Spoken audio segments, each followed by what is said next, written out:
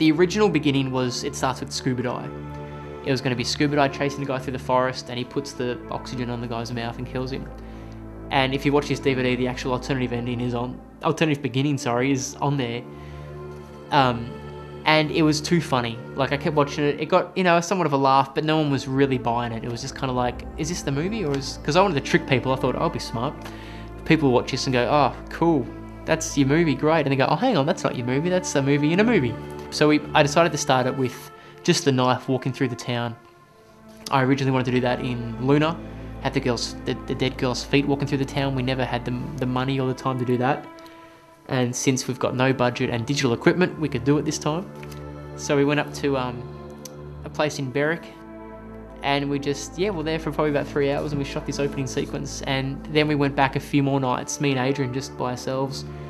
And he just walked around with a knife just around streets and around shopping centres and stuff, just to get those shots, just at that perfect magic hour time. So it's like, so the opening sequence is over like, say, 5 nights.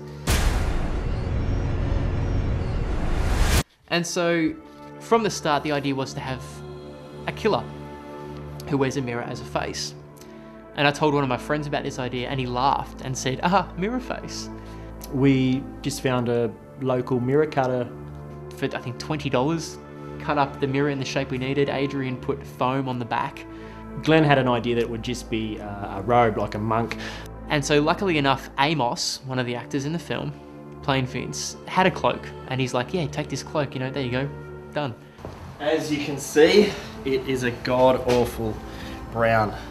We don't want him to look like some mad monk. We want him to look evil. And Adrian did his magic.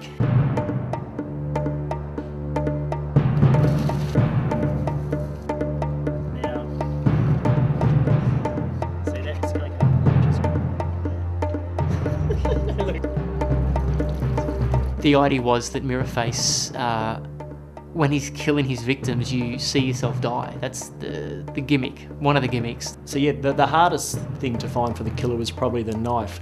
I wanted one of the meanest looking knives, because you find a lot of killers in movies just have these boring, they look like kitchen knives. I didn't want that. I wanted something that, you know, was a character on its own.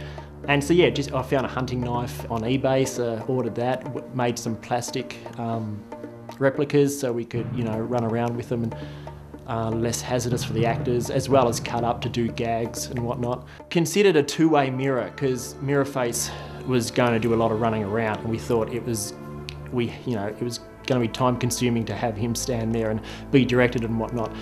We couldn't find a two-way mirror, so we took the time-consuming route of having him directed everywhere. So I had a ski mask on, put the hood on and put the mask on. And then I had to wrestle another character, and it was hot and I started to sweat, I couldn't breathe, and I had a slight panic attack. I thought playing the villain would be cool, but I'm gonna live to regret this. The vent scene was there from the very start. You know, at the end of the film, they were going to climb up through the vents and get out. And the vent stuff was always pushing it right to the end of the shooting schedule. It was like, we're going to get these, in my mind, it was like, let's get these real vents. All right, we'll just buy some vents, and they can't be too expensive, or rent them, more the point, because we're pretty sure they manufacture them.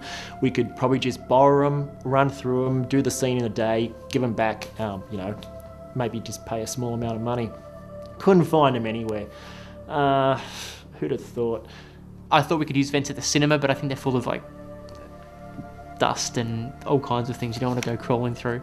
And I said to Glenn, I said, well, I'll make them out of cardboard, spray them silver, it'll be perfect. And Glenn just goes, ah, bullshit, won't work. It's cardboard, they'll know it's cardboard running through cardboard, fucking idiot. His idea was always the cardboard, let's spray paint cardboard. I said, no, I'm not a fucking idiot, can I lay off the language? And he said, fuck off, you know, you're the killer, what do you know? I said, look, cardboard, sprayed silver, awesome. We were told that we were going to be filming in a vent, and I was imagining we would meet at some industrial site or a factory, or at least an office. But we were meeting at his house, and I thought, all right, he must have a vent. And we got there, and he opened up the garage door, and there was this cardboard box tunnel on the ground, and he's like, yeah, this is the vent. I'm in a vent, bro. In New Zealand. Show us the vent. It's down here.